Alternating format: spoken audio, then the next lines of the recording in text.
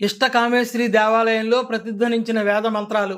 విజయనగరం మండలం సారిక గ్రామంలో వేంచేసి ఉన్న శ్రీ ఇష్టకామేశ్వరి శక్తిపీఠంలో గత 3 రోజులుగా తిరుమల తిరుపతి దేవస్థానం వేద పండితులతో వేద పారాయణం భక్తి శ్రద్ధలతో జరిగాయి. ఆలయ చైర్మన్ శ్రీరంగం సత్యనారాయణ శర్మ ఆధ్వర్యంలో ఈ కార్యక్రమాన్ని నిర్వహించారు. వేదాలు హిందూ ధర్మానికి మూలాధారంగా నిలిచిన అత్యంత ప్రాచీనమైన శబ్ద సాహిత్య సంపద. ఇవి సకల జ్ఞానానికి, జీవన విధానానికి, ధార్మిక ఆచరణకు మార్గదర్శకంగా ఉంటాయి. వేదం అనే పదం సంస్కృతంలోని విద్ ధాతువు నుండి ఉద్భవించింది. దీని అర్థం తెలుసుకోవటం, అనుభవించటం. వేదాలు 4: ఋగ్వేదం, యజుర్వేదం, సామవేదం, అథర్వవేదం.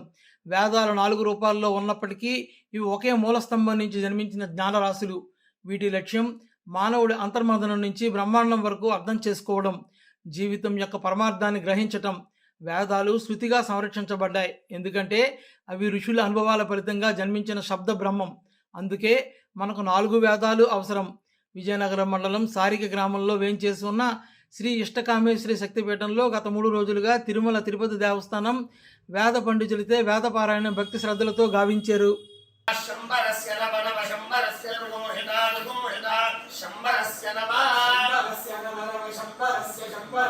పునః పురాణమ శంబరస్య నమ